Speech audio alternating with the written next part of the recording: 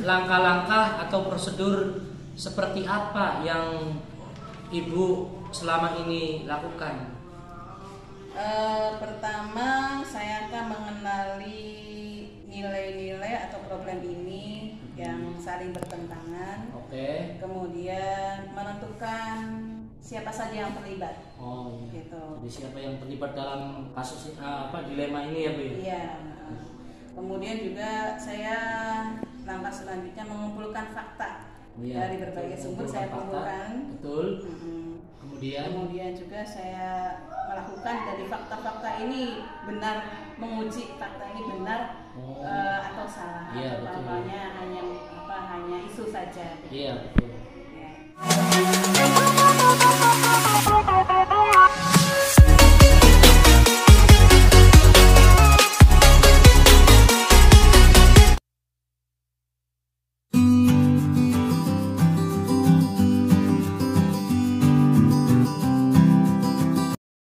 Assalamualaikum warahmatullahi wabarakatuh.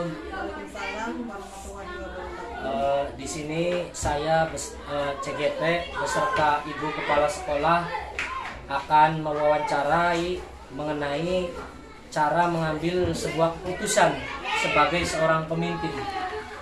Ibu boleh diperjelas Bu, siapa namanya Bu? Nama saya Nani Suleria, SPDSD. Tempat tugasnya? Tempat tugasnya PPD SDN 2 Gadel, Kecamatan Sejana, Kabupaten Indramayu. Ya. Bagaimana kabarnya Ibu? Alhamdulillah sehat walafiat, baik.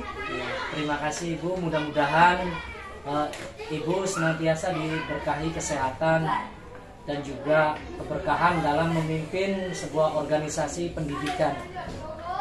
Kemudian di sini saya itu ingin mewawancara Ibu. Selama Ibu menjadi pemimpin itu pernah tidak mengambil keputusan yang ada dilema etikanya, Bu? Pernah tidak Ibu? Pernah. Kalau pernah, misalkan bisa diceritakan sedikit Bu, seperti apa gambarannya Bu? Ini Pak, waktu pada tahun 2021 di UPTD kami tuh SDN 2 Gadel kedatangan seorang guru P3K mengampu mata pelajaran PAI. Oh, pelajaran agama ya Bu ya? Ya, sedangkan pada saat itu sudah ada guru PAI, guru negeri. Oh, PNS ya Bu ya pada saat itu ya? Ya. Nah, terus sekolah tersebut hanya terdapat 6 rombel kelasnya tuh, ada 6 siswanya, kebetulan 90. Sedangkan syarat seorang guru untuk mendapatkan tunjangan profesi itu kan harus ini sesuai dengan Undang-Undang Nomor 14 Tahun 2005 tentang guru dan dosen. Oh ya, Undang-Undang guru dan dosen ya Bu ya? Ya, harus memiliki pendidikan S1. Betul, S1. Terus mempunyai sertifikat pendidik. Oh, punya serdik. Terus mengajar minimalnya 24 jam. Oh, dalam seminggu ya Bu ya? Seminggu. Ya, betul. Karena dalam sekolah tersebut terdapat 2 orang guru PAI, maka jumlah jam mengajar satu kelas 4 jam pelajaran kali 6 sama dengan 24 jam pelajaran. Hanya cukup untuk satu orang ya Bu ya? Jam.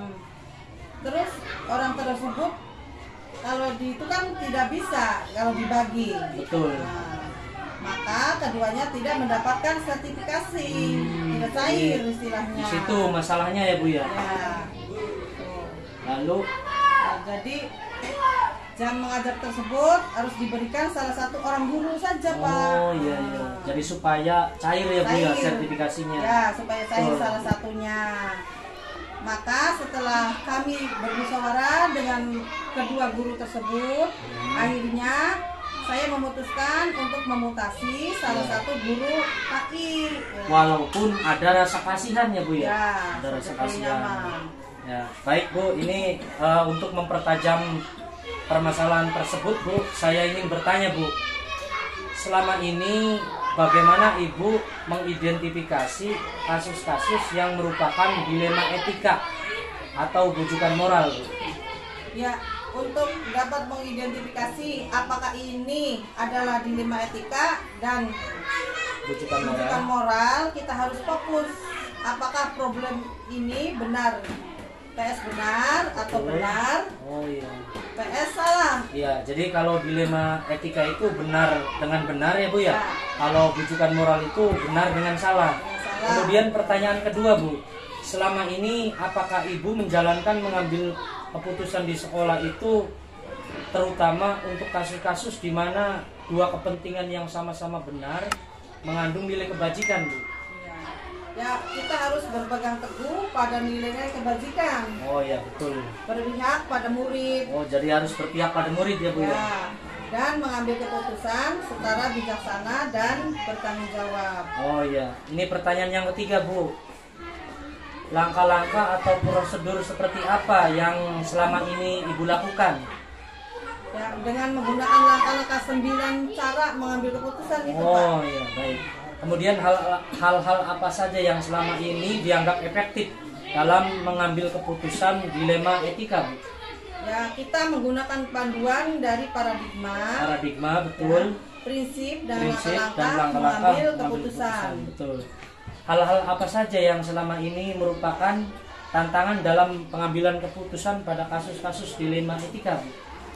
Dalam menerapkan pertimbangan-pertimbangan, harus mengacu pada 9 langkah dalam mengambil keputusan. Oh, tetap kita berpatokan pada 9 langkah itu ya Bu ya? Ya, kembali lagi.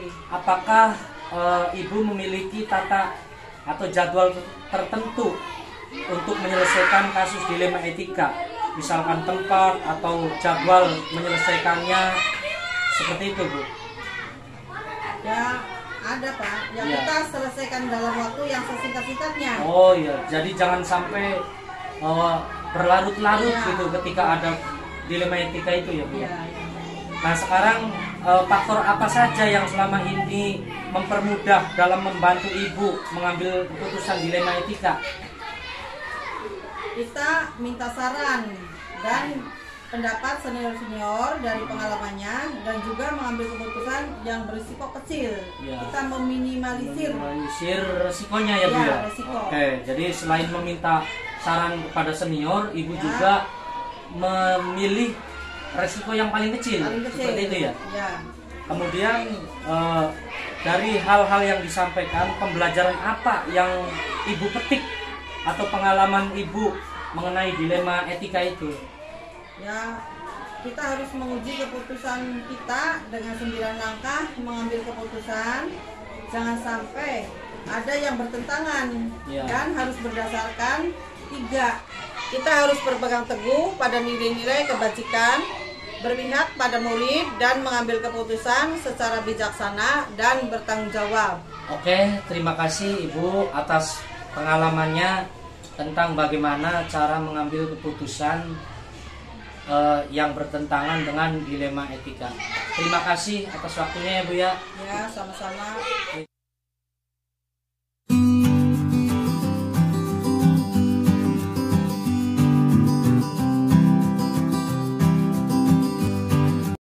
Bismillahirrahmanirrahim. Assalamualaikum warahmatullahi wabarakatuh. Alhamdulillahirrahmanirrahim. Pada kesempatan siang hari ini saya berkesempatan untuk mewawancarai seorang pemimpin wanita hebat, di mana beliau akan kita tanya tentang bagaimana cara dalam mengambil sebuah keputusan sebagai seorang pemimpin. Oke, nanti bisa untuk narasumber kita bisa langsung perkenalkan identitasnya dan tempat tugasnya Ibu. Silakan Bu. Baik. Saya Tati Winarti, Kepala Sekolah SDN 1 Cangpo, Kecamatan Tugdana, Kabupaten Indramayu, Jawa Barat. Oke, terima kasih. Beliau bernama Ibu Tati, kemudian berdinas di UPTD SDN 1 Cangko. Ibu, apakah Ibu pernah menghadapi dalam mengambil keputusan itu sebuah dilema Ibu? Pernah belum Ibu kira-kira? Oh, pernah sekali. Oh, pernah. Kalau pernah bisa diceritakan Bu, deskripsinya, gambarannya seperti apa kira-kira? Iya.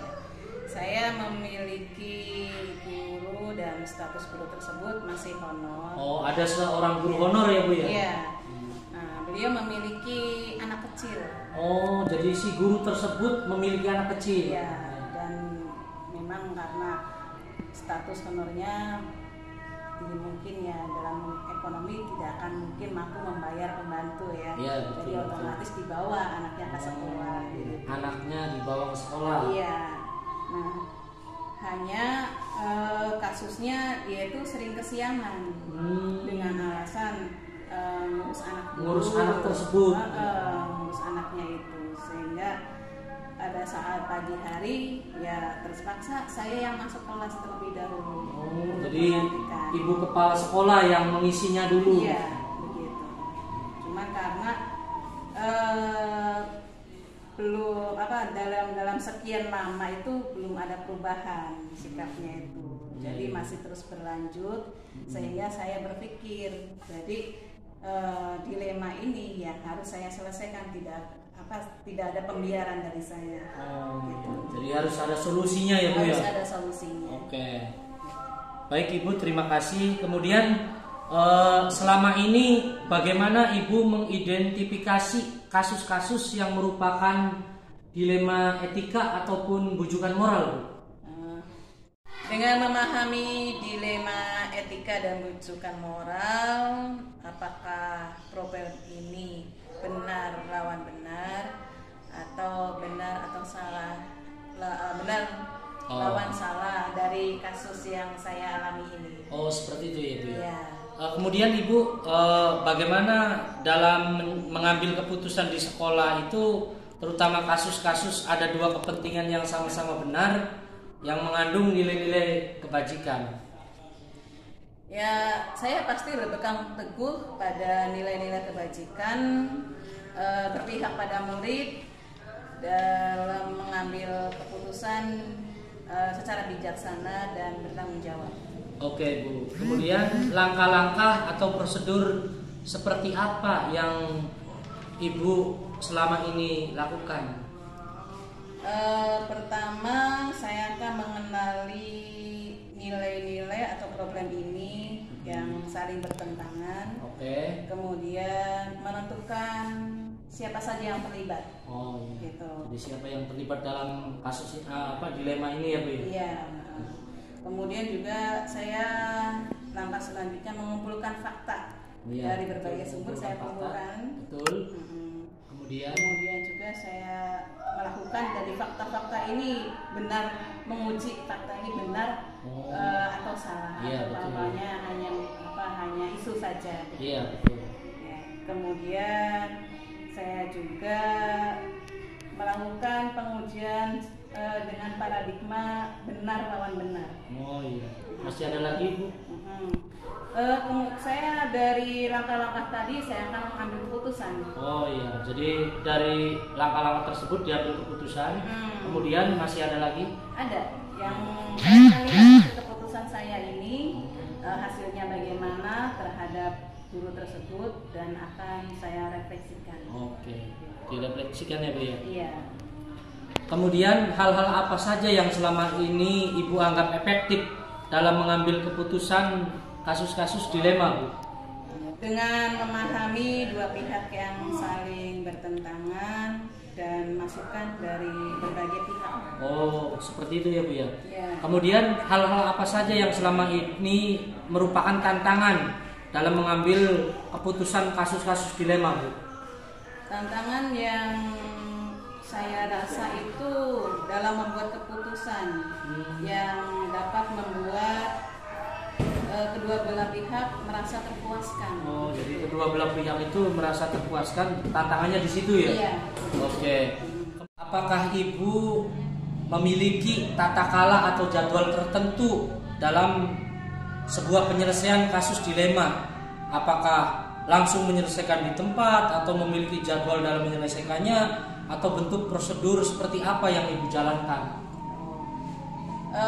Untuk prosedur atau jangka waktu saya tidak memiliki ya. Oh, jadi tidak dikasih waktu ya? Iya, cuma saya memberikan keputusan dalam beberapa waktu setelah mendapat pertimbangan dan masukan dari berbagai pihak. Gitu. Oke. Kemudian Bu, ada tidak orang atau faktor-faktor yang selama ini mempermudah dalam membantu Ibu mengambil keputusan di kasus-kasus dilema ini? Iya, saya dibantu oleh rekan kepala sekolah. Oh, dibantu sesama kepala sekolah. Iya, kita saling sharing. Sharing. Ya. Nah, jadi saling memberikan masukan. Kemudian juga dari guru-guru di SD saya.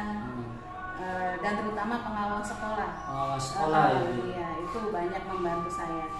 Oke Bu. Kemudian dari semua hal yang telah disampaikan tadi Bu, kira-kira pembelajaran apa yang Ibu bisa petik dari pengalaman Ibu dalam mengambil keputusan yang Ibu alami? Semua guru yang saya pelajari itu semua memiliki banyak dilema. Oh iya. Ya, hanya bagaimana kepala sekolah bisa memotivasi guru tersebut sehingga guru tersebut bisa menyikapi secara bijak dan dapat melaksanakan tanggung jawab dan kewajibannya. Oke, terima kasih Bu atas berbagi pengalamannya. Mudah-mudahan kita kedepannya bisa mengambil keputusan yang tepat dalam kasus-kasus dilema. Amin. Sekian, terima kasih. Wassalamualaikum warahmatullahi wabarakatuh.